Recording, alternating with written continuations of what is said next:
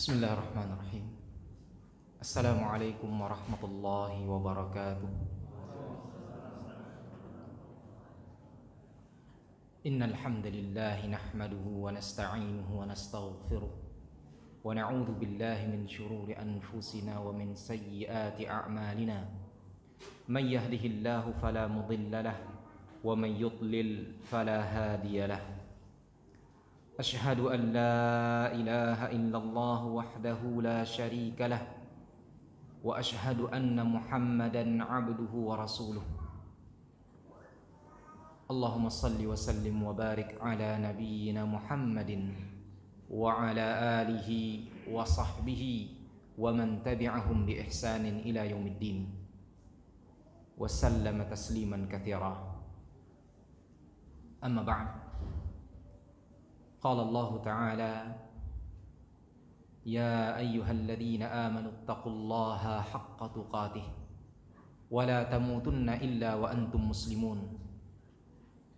وقال: يا أيها الناس اتقوا ربكم الذي خلقكم من نفس واحدة وخلق منها زوجها وبث منهما رجالا كثيرا ونساء واتقوا الله الذي تساءلون به والأرحام إن الله كان عليكم رقيبا.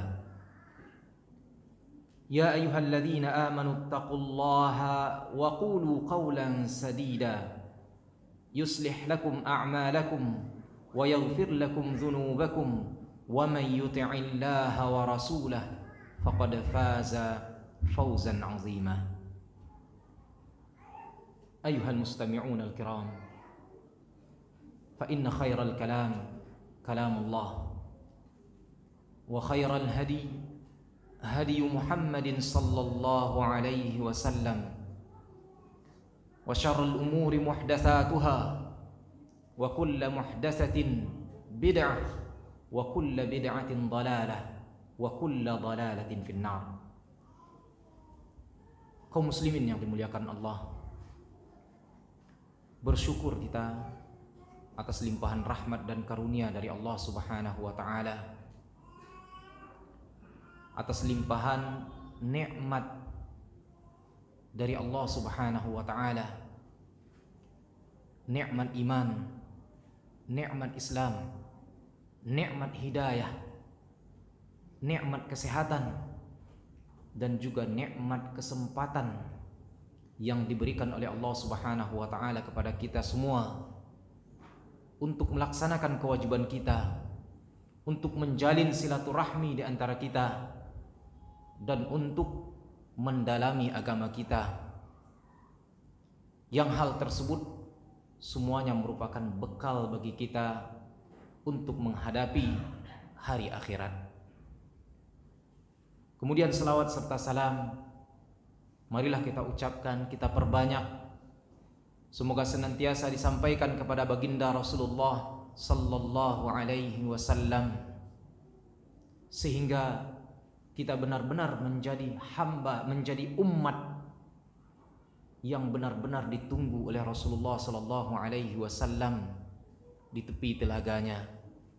Karena itulah pertemuan yang hakiki yang beliau sampaikan kepada umatnya.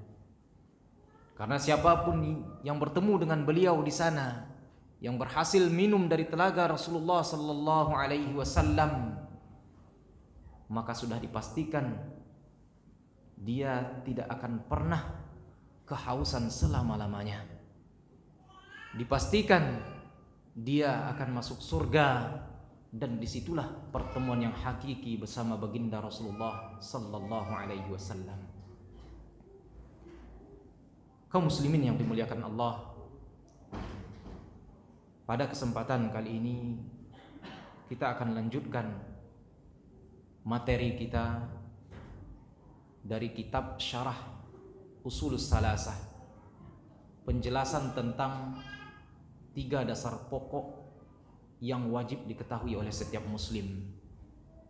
2 diantaranya sudah kita bahas, yaitu mengenal Allah, mengenal agama, dan yang terakhir adalah mengenal Rasulullah sallallahu alaihi wasallam.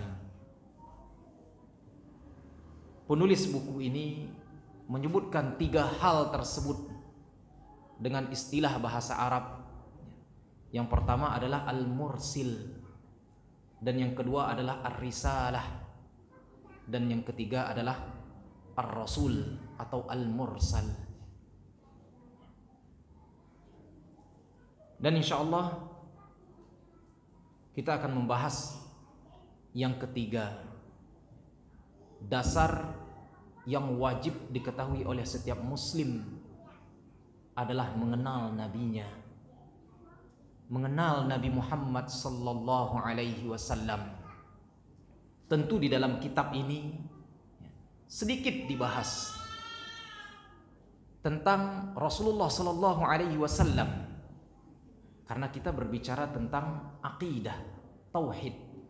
Dan untuk mengenal lebih dalam baginda Rasulullah sallallahu alaihi wasallam, bagaimana perjuangan beliau, tantangan demi tantangan, rintangan demi rintangan, perjuangan beliau mengorbankan darahnya, dirinya, mengorbankan waktunya, semua untuk berdirinya kalimat tauhid, kalimat la ilaha illallah. Semuanya beliau lakukan demi menyelamatkan umatnya. Tentu kita akan mempelajarinya lebih dalam di dalam pelajaran sirah nabawiyah atau perjalanan Rasulullah sallallahu alaihi wasallam, mulai dari beliau lahir sampai beliau wafat. Dan hal ini supaya menambah kecintaan kita kepada Rasulullah sallallahu alaihi wasallam. Karena di dalam pepatah disebutkan, ya, di dalam pepatah kita, tidak kenal maka tidak sayang, dan tak sayang maka tidak cinta. Sementara kita diperintahkan oleh Allah Subhanahu wa taala untuk mencintai Allah dan mencintai Rasulnya. Lalu bagaimana kita bisa mencintai Rasulullah sallallahu alaihi wasallam kalau kita tidak mempelajari sirahnya, tidak mempelajari perjuangannya, perjalanan hidupnya, apalagi tidak mengenalnya? Maka wajib bagi kita, bahkan ini menjadikan pokok dasar yang harus diketahui oleh setiap muslim. Di dalam sebuah perjalanan ada seorang syekh yang bernama Syekh Abdurrahman Al-Arifi. Mungkin kita sering mendengarnya. Banyak kitab-kitab sirah yang beliau tulis. Di antaranya adalah Suwar min Hayatis Sahabah, Suwar min Hayatit Tabi'in, Suwar min Hayatis Sahabiyat. Gambaran-gambaran hidup, perjuangan para sahabat, perjuangan para tabi'in. Dan beliau ingin memperkenalkan siapa baginda Rasulullah sallallahu alaihi wasallam, dan ingin menguji umat tentang bagaimana mereka mengenal Rasulullah sallallahu alaihi wasallam, sejauh mana pengetahuan mereka terhadap Rasulullah sallallahu alaihi wasallam, yang mana hal ini akan ditanya kelak di dalam kuburnya. Maka suatu ketika beliau berjalan di sebuah universitas. Di sana beliau masuk ke ruangan mahasiswa semester 4. Berarti kalau di sini sudah lama belajar Islam, dan ini di Jazirah Arab. Jazirah Arab, negeri Islam. Kemudian beliau iseng-iseng bertanya di sana untuk melihat sejauh mana pengetahuan para mahasiswa tadi tentang Rasulullah sallallahu alaihi wasallam dan keluarganya. Jangan sampai kita mengaku cinta kepada Rasul tapi kita tidak kenal dengan Rasulullah sallallahu alaihi wasallam atau keluarganya atau para sahabatnya. Tidak mengetahui bagaimana perjuangan mereka yang mengorbankan dirinya, yang mengorbankan jiwanya sampai mereka rela berdarah, rela mati demi menegakkan kalimat tauhid. Maka di sana beliau iseng-iseng bertanya. Beliau mengatakan, "Ya syabab, wahai para pemuda, coba sebutkan kepada saya 4 istri Rasulullah sallallahu alaihi wasallam." Kita tahu di dalam riwayat istri beliau ada yang mengatakan 9. Ada yang mengatakan 11, ada juga 13. Beliau hanya meminta coba sebutkan 4 saja. Maka serentak semua satu kelas tersebut yang jumlahnya kira-kira 40 orang. Semua serentak mengangkat tangan. "Saya wahai dokter," katanya. Kemudian ditunjuk salah satu, "Fulan, silakan sebutkan." Maka dijawablah, "Khadijah radhiyallahu anha." "Oh, mumtaz, bagus." Kemudian siapa lagi? Diangkat tangan lagi. Disebutkan lagi yang kedua, "Aisyah radhiyallahu an." "Masya Allah, mumtaz, ahsanta." Kemudian siapa lagi? 40 mulai turun tangannya. Baru 2 disebutkan. Akhirnya ada yang memberanikan diri dan menjawab, "Aminah," katanya. Maka seluruh yang ada di ruangan tersebut tertawa. Dan ada pula yang heran-heran. Salah apa benar? Ibunda Rasulullah sallallahu alaihi wasallam dia kira istrinya. Kemudian satu ruangan tersebut semuanya terdiam. Kemudian dengan melihat wajah syekhnya, dosennya ini terdiam, sedih, maka ada yang memberanikan diri, "Saya wahai dokter, saya ingat." "Nah, silakan coba sebutkan." Dia jawab, "Fatimah." Maka lebih heran lagi. Semuanya terdiam. Dan ada pula yang ketawa. Putri Rasulullah sallallahu alaihi wasallam sampai dia mengira istrinya. Kemudian dengan melihat keadaan seperti ini, syekhnya pun tentu tersedih. Akhirnya untuk menghilangkan suasana yang terdiam tadi, yang kaku tadi, akhirnya beliau mengalihkan pertanyaan. Udah, sekarang lupakan pertanyaan tersebut. Sekarang kita masuk pertanyaan yang kedua. Beliau iseng bertanya, "Coba kalian sebutkan 4 pemain bola." Yang pada saat itu beliau memilih tim yang paling terkenal, yaitu dari Brazil. Maka semuanya mengangkat tangan, sama seperti pertanyaan yang pertama. Menyebutkan Ronaldo katanya, Ronaldinho, terus disebutkan sampai dihitung oleh syekhnya. Habis tangan yang pertama, naik tangan yang kedua. Habis tangan yang kedua, naik tangan yang ketiga. Bahkan ketika syekhnya mengulang, salah pengucapannya dibenarkan oleh siswa tadi. Lebih 15 orang mereka bisa menyebutkan. Padahal sepengetahuan Syekh Abdurrahman Al-Arifi, mungkin kita juga semua, pemain bola 11 orang. Ya Pak ya. Kemudian ketika ditanya olehnya kepada mahasiswa tadi, sepengetahuan saya pemain bola itu hanya 11 orang. Kok kalian menyebutkan sampai 15 sampai 18 orang? Maka mereka menjawab, yang tadi kami sebutkan itu pemain inti dan juga pemain cadangannya. Subhanallah. Untuk pemain bola mereka semua hafal. Sementara istri Rasulullah sallallahu alaihi wasallam mereka tidak kenal.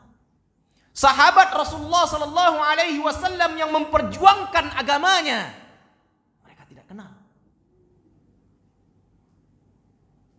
Tidak mengenal bagaimana perjuangan mereka dengan darahnya, bahkan mempertaruhkan nyawanya supaya Islam sampai kepada kita saat ini. Namun mereka tidak mengenalnya. Dan coba tanyakan kepada diri kita. Tanyakan kepada anak-anak kita. Di televisi itu semuanya yang diisi. Artis ditanya, mereka pasti hafal. Bahkan jangankan artisnya, intonasi lagu diputar sedikit, kemudian dimatikan, ditanya siapa penyanyinya dan apa judul lagunya. Ada acara demikian. Bahkan mereka bisa menjawabnya. Sementara ketika ditanya istri Rasulullah sallallahu alaihi wasallam, sahabat Rasulullah sallallahu alaihi wasallam yang memperjuangkan agama mereka, mereka tidak mengenalnya.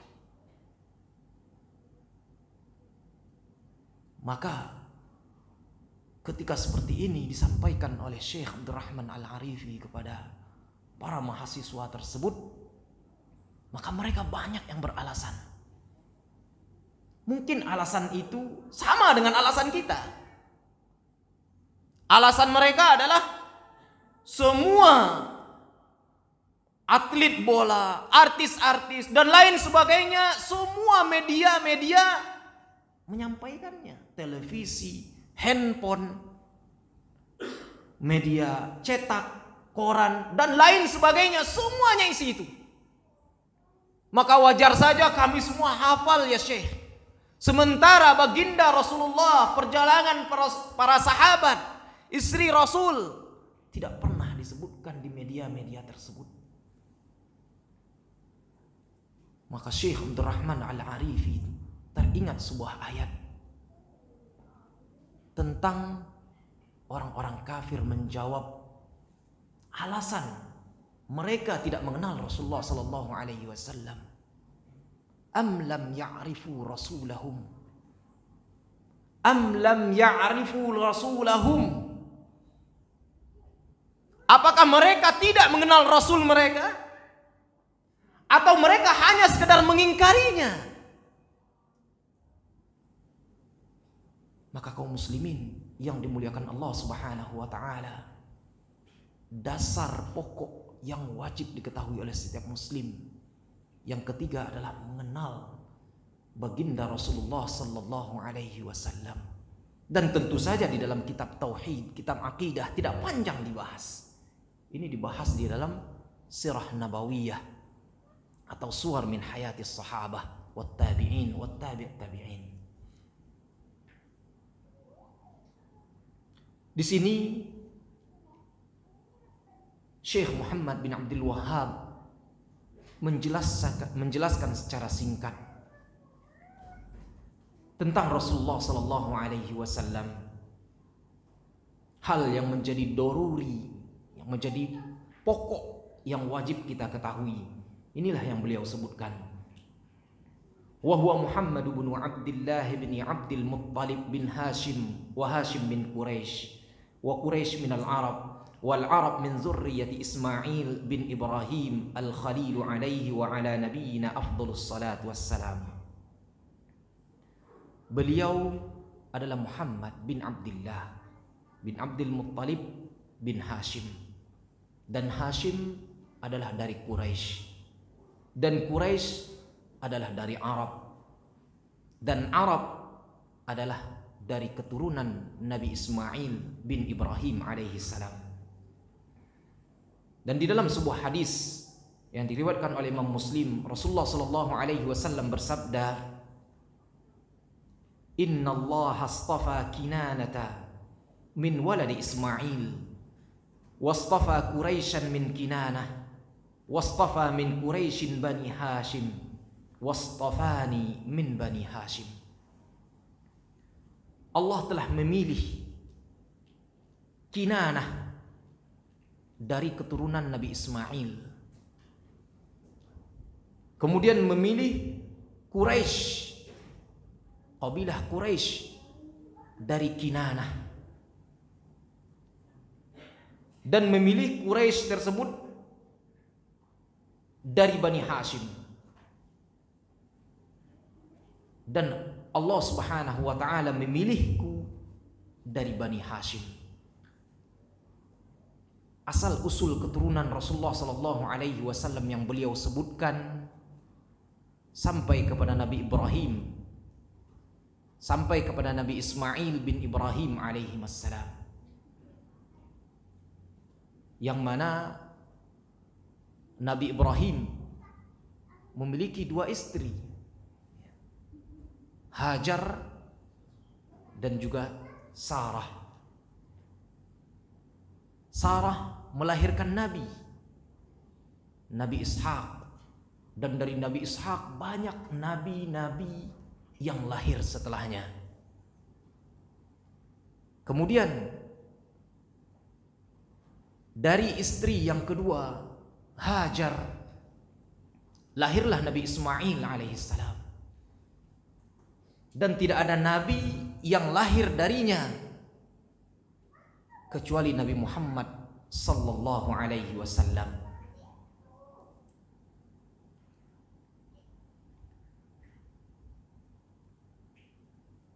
Walahu minal umri 63 sanatan, minha 40 qabla an-nubuwah wa 23 nabiyyan rasula. Dan ini sudah kita maklumi semuanya. Bahkan alhamdulillah anak-anak kita kalau ditanya berapa umur Nabi sallallahu alaihi wasallam ketika meninggal, mereka semua bisa menjawab 63 tahun. 40 tahun sebelum kenabian, sebelum diangkat menjadi nabi. Dan 23 tahun sebagai nabi dan rasul. Nubbi'a bi Iqra wa ursila bil Mudassir. Beliau diangkat menjadi nabi ketika Allah Subhanahu wa taala menurunkan 5 ayat pertama dari surah Al-Alaq. Ketika beliau beribadah menyendiri dari hiruk pikuk penduduk Mekah, beliau menyendiri di Gua Hira. Dan disitulah Allah Subhanahu wa taala mengutus malaikat Jibril untuk membawa wahyu yang pertama, yaitu surah Al-Alaq, 5 ayat pertama.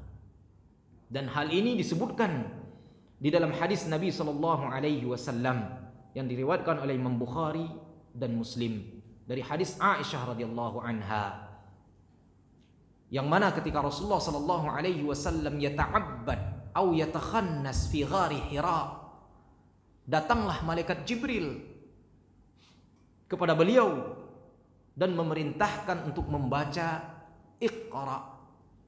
Maka beliau pun menjawab, ma ana biqari, saya tidak bisa membaca.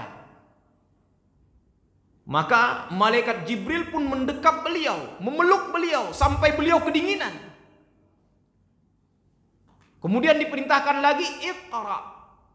Beliau pun menjawab kedua kalinya, ma ana biqari, saya tidak bisa membaca.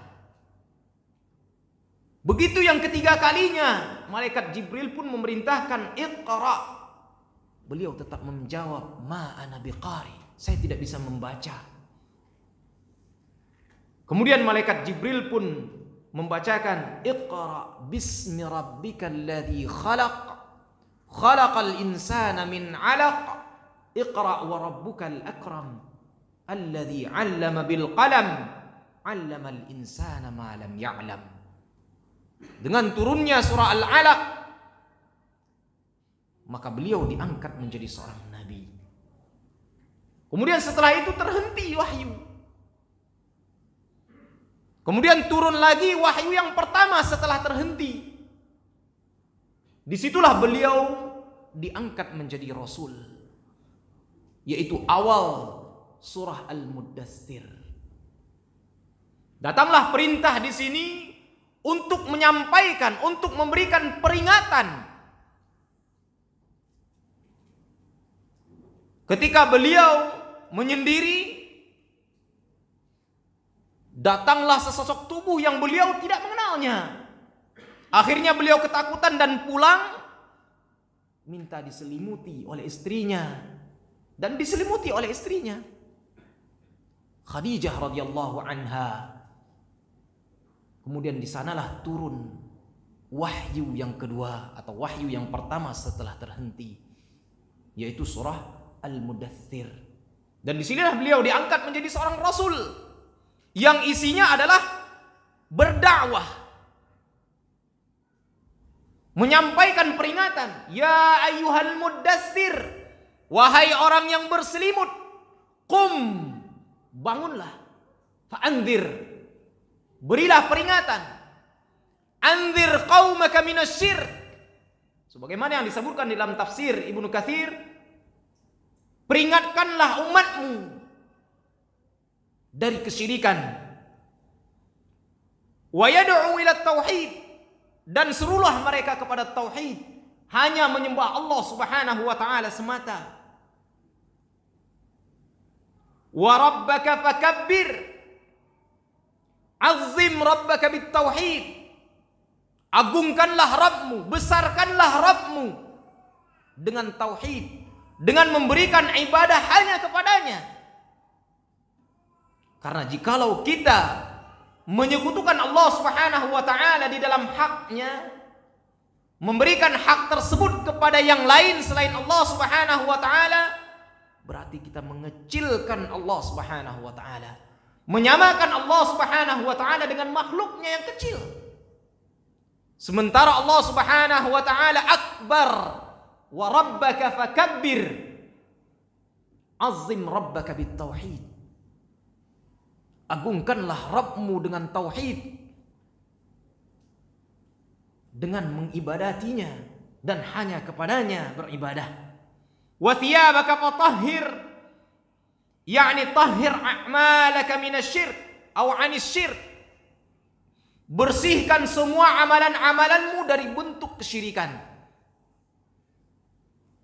Dan ajar juga tafsirnya, wa thiyabaka fatahhir, pakaianmu sucikanlah.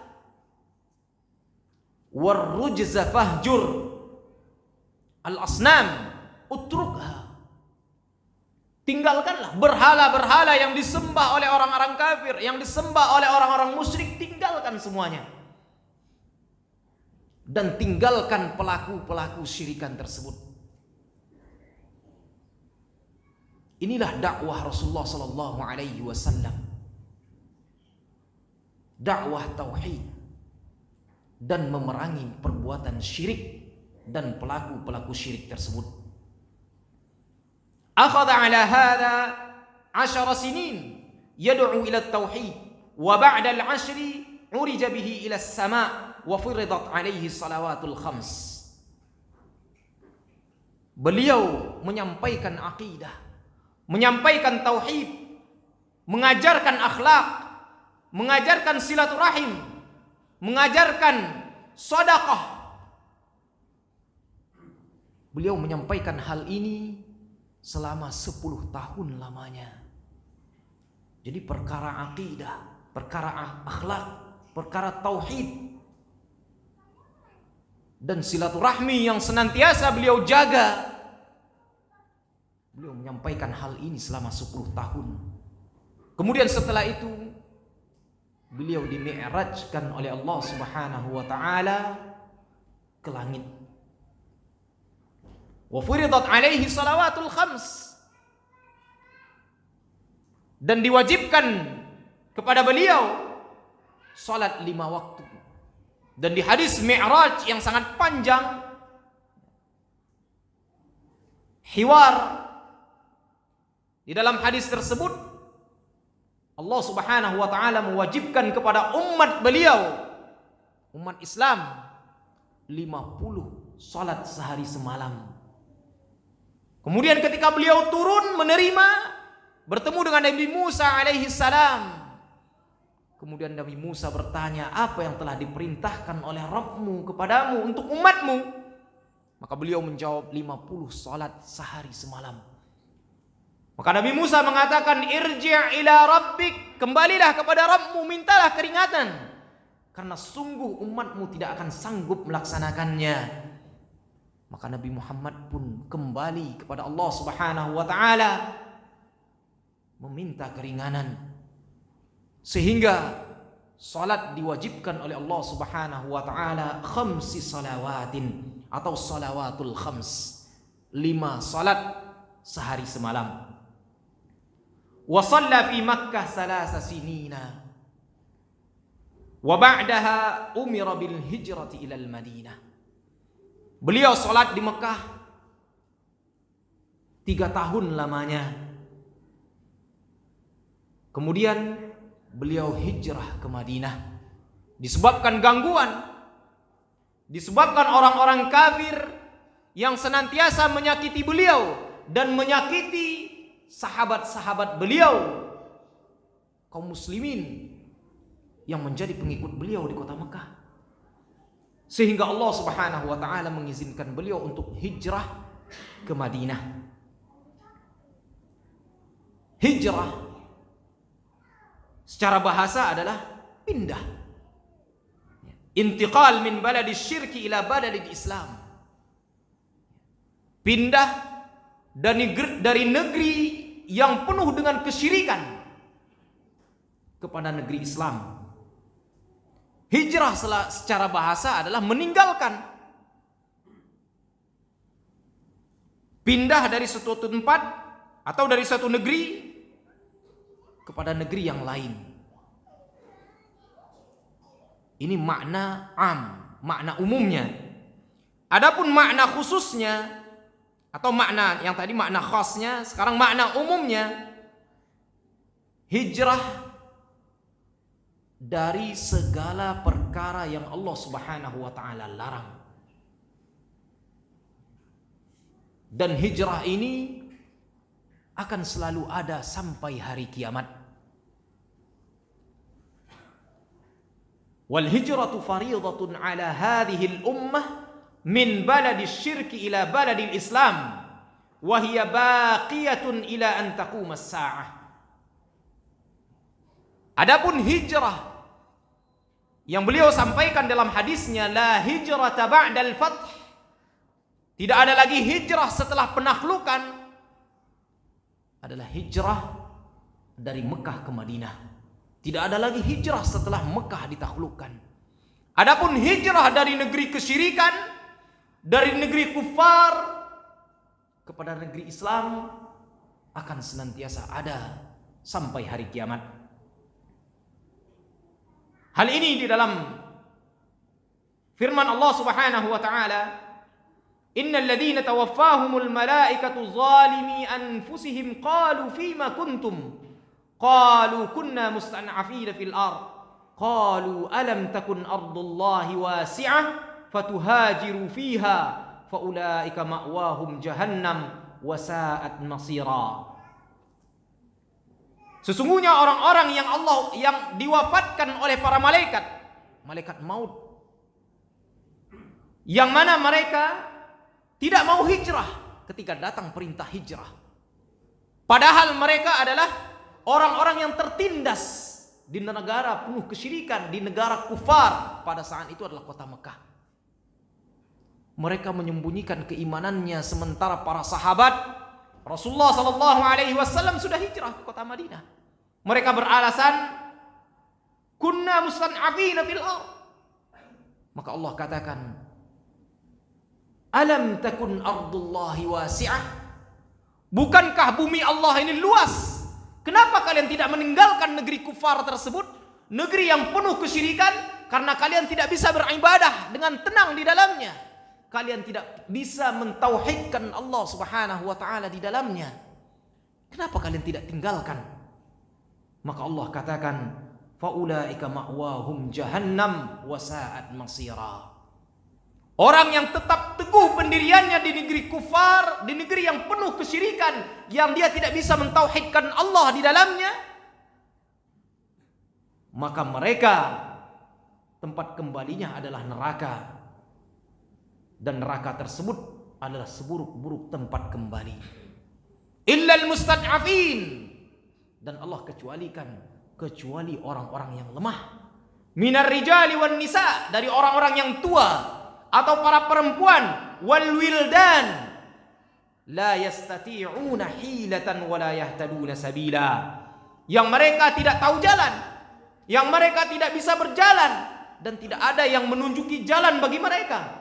Faulaika asallahu ay ya'fu anhum wa kana Allahu 'afuwan ghafura. Maka mudah-mudahan mereka tersebut diampuni oleh Allah Subhanahu wa taala, diampuni, dimaafkan dosa-dosanya. Dan Allah Subhanahu wa taala Maha Memaaf dan Maha Penerima Taubat atau Maha Pengampun. Surah An-Nisa. Kita salat dulu. Kita azan dulu ya. Azan dulu, nanti setelah azan kita lanjutkan sedikit. Bismillahirrahmanirrahim. Kita lanjutkan sedikit lagi.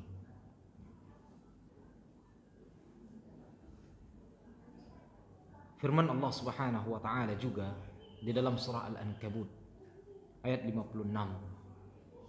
Allah berfirman, "Ya ibadiyalladzina amanu inna ardi wasi'atun fa iyaya fa'budun." Wahai hambaku, orang-orang yang beriman, sesungguhnya bumiku ini luas, dan hanya kepadakulah kalian takut, hanya kepadakulah kalian beribadah. Imam Al-Baghawi, pengarang kitab Ma'alimut Tanzil, di dalam tafsirnya beliau menyebutkan asbabun nuzul ayat ini adalah penduduk Mekah yang tetap di Mekah setelah datang perintah hijrah. Mereka tidak mau hijrah, akan tetapi mereka bersembunyi-sembunyi, tidak menampakkan Islamnya, tidak bisa mentauhidkan Allah Subhanahu wa taala, tetap berkecimpung dengan orang-orang musyrik, tidak bisa mengibadati Allah Subhanahu wa taala semata. Maka Allah Subhanahu wa taala panggil mereka dengan nama iman, ya ayyuhalladzina amanu, atau ya ibadiyalladzina amanu. Wahai hambaku yang beriman.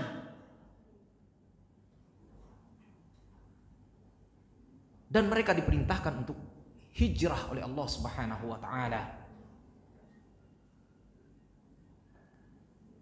Dan juga di dalam hadis Nabi sallallahu alaihi wasallam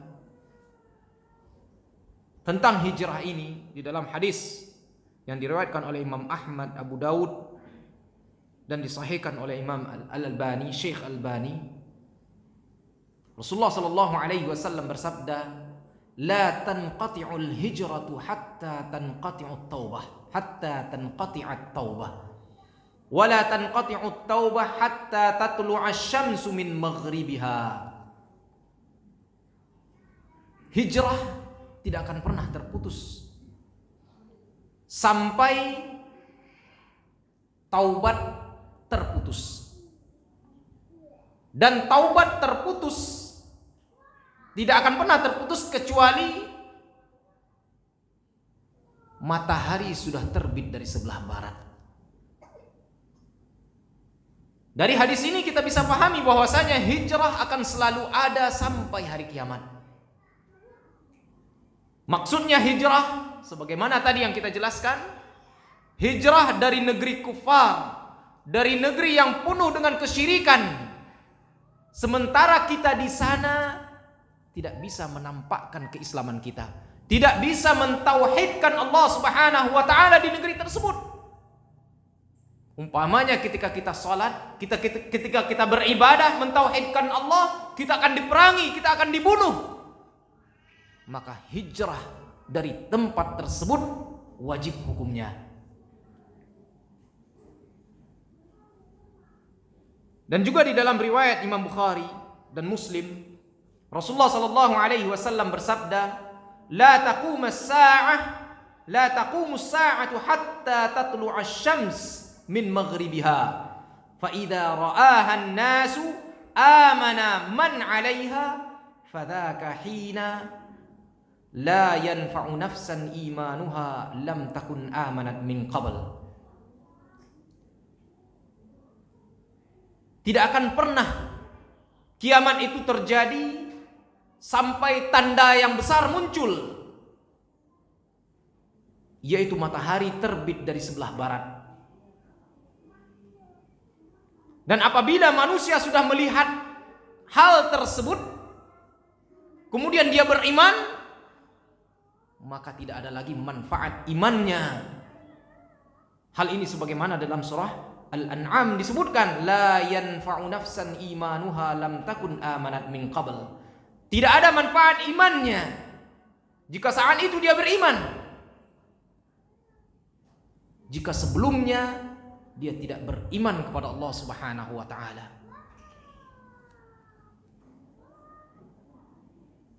Falamma istaqarra bil madinati umira bi baqiyati syara'il Islam. Dan ketika beliau sudah hijrah ke Madinah, menetap di Madinah, maka barulah Allah Subhanahu wa taala memerintahkan syariat-syariat yang lain setelah salat, seperti zakah, az-zakatu, was-shaum, wal-hajj, wal-jihad, wal-adhan, wal-amru bil ma'ruf, wan-nahyu 'anil munkar wa ghairi dzalika min syara'il Islam. Syariat zakat, syariat puasa, haji, jihad, syariat azan, amar ma'ruf, nahi mungkar, dan lain sebagainya, semuanya diperintahkan oleh Allah Subhanahu wa taala di saat beliau sudah hijrah ke Madinah. Dan ada juga yang mengatakan inna zakata furidat fi Makkah. Perkara zakat itu diwajibkan di kota Mekah. Walakin tafasilu ahkamiha kana fil Madinah. Penjelasan tentang hukum-hukumnya itu diturunkan atau dijelaskan di kota Madinah.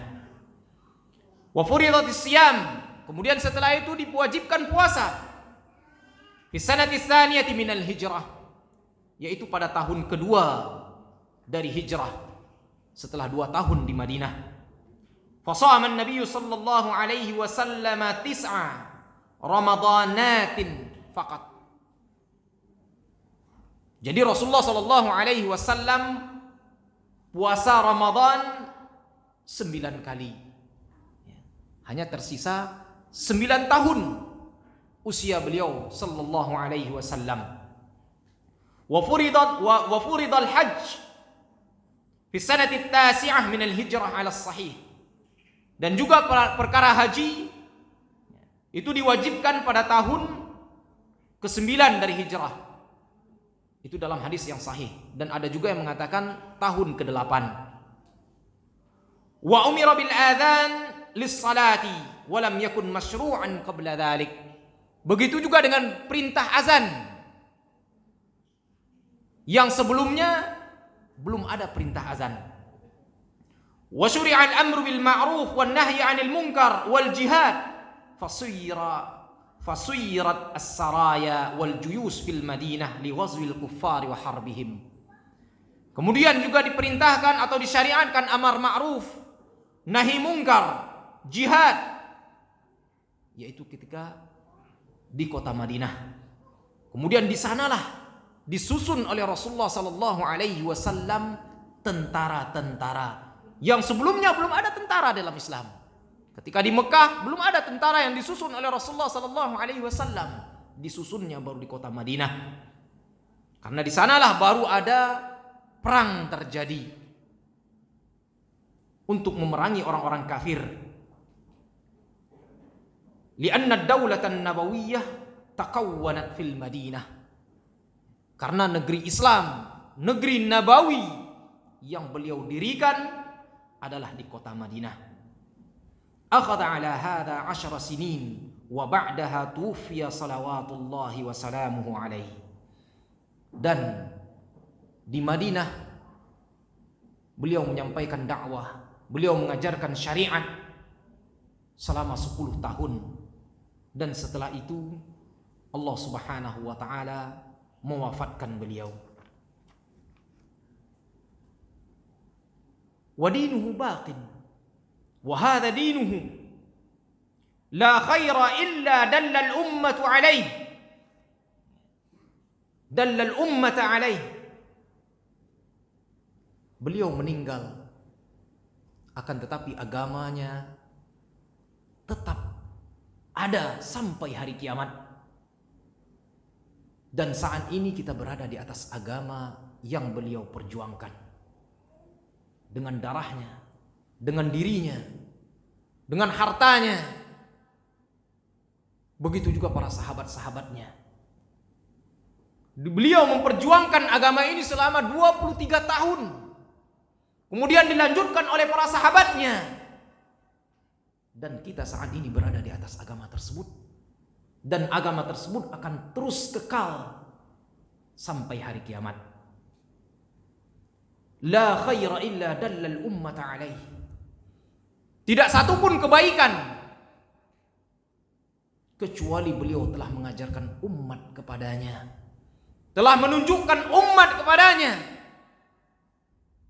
Maka jikalau ada di antara kita umat Islam yang merasa sebuah ibadah yang tidak pernah diajarkan oleh Rasulullah SAW kemudian kita kerjakan dengan dalih hal tersebut baik menurut akal kita, maka sungguh kita telah mengkhianati risalah Rasulullah SAW.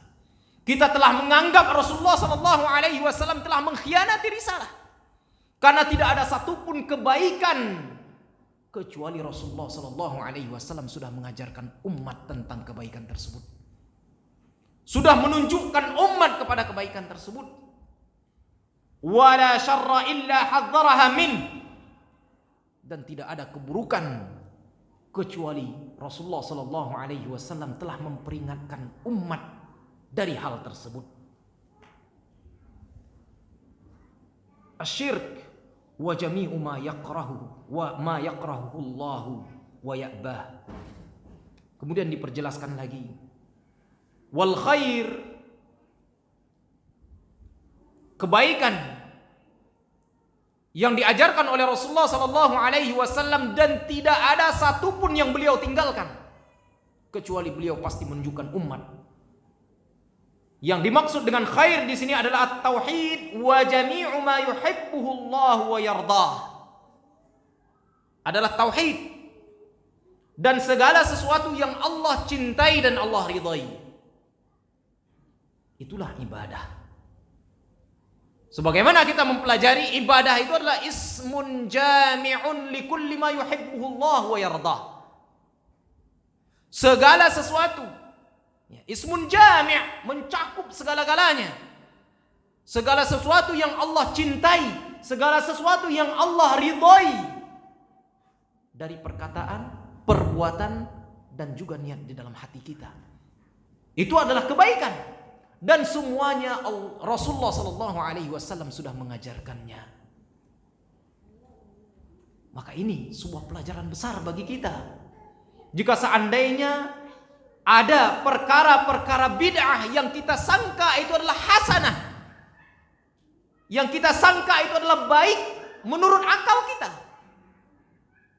tapi kalau Rasulullah SAW tidak pernah mengajarkannya kepada para sahabatnya, kepada umatnya, di dalam hadis-hadis beliau, maka ingatlah, ketahuilah bahwa hal tersebut bukanlah kebaikan menurut Allah Subhanahu wa taala dan Rasulnya. Karena tidak ada satupun kebaikan kecuali Rasul pasti mengajarkannya kepada umat. Dan ini dimaksud dengan keburukan adalah asyirk wa jami'u ma yakrahuhu Allah wa ya'bah. Keburukan di sini adalah kesyirikan dan segala sesuatu yang Allah Subhanahu wa taala benci. Itu adalah keburukan.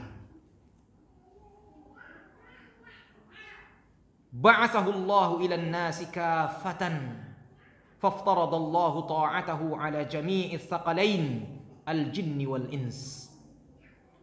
Allah Subhanahu wa taala mengutus beliau kepada seluruh manusia. Dan Allah mewajibkan untuk mentaatinya bukan hanya manusia, akan tetapi jami'is tsaqalain al-jinni wal ins, wajib taat kepada Rasulullah sallallahu alaihi wasallam. Allah Subhanahu wa taala berfirman dalam surah Al-A'raf, "Qul ya ayyuhan nas inni rasulullahi ilaikum jami'a." Katakanlah wahai Nabi, wahai semua manusia, sesungguhnya aku adalah Rasulullah kepada kalian semua.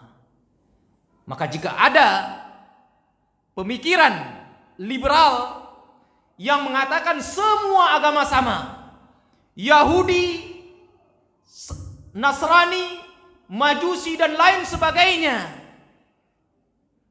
mengatakan agama ini semua agama sama, semua agama beribadah yang mana tujuannya adalah surga, maka ini adalah pemikiran-pemikiran yang sesat.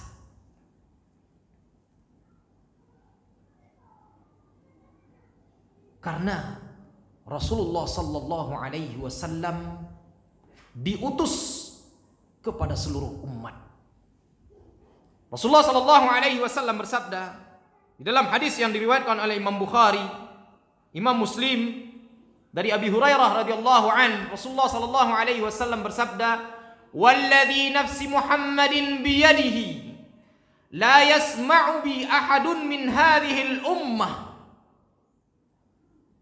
la yasma'u bi ahadun min hadhihi al-ummah Yahudi wala Nasrani thumma yamutu wa lam yu'min billadhi ursiltu bihi illa kana min ashabin nar." Demi yang jiwa Muhammad berada di tangannya, tidak seorang pun yang mendengarkanku dari umat ini, Yahudikah dia, Nasranikah dia, kemudian dia mati dan tidak beriman dengan apa yang aku bawa, yaitu Islam, illa kana min ashabin nar, kecuali orang tersebut adalah penduduk neraka. Maka pemikiran-pemikiran liberal yang seperti ini perlu kita peringatkan saudara-saudara kita, karib kerabat kita yang mengatakan semua agama itu sama, yang tujuannya adalah surga, yang semuanya beribadah kepada Allah atau lain sebagainya. Ingatlah ketika Rasulullah sallallahu alaihi wasallam diutus, semua agama, semua nabi sudah disempurnakan oleh Nabi Muhammad sallallahu alaihi wasallam. Semua agama sudah disempurnakan dengan agama Islam.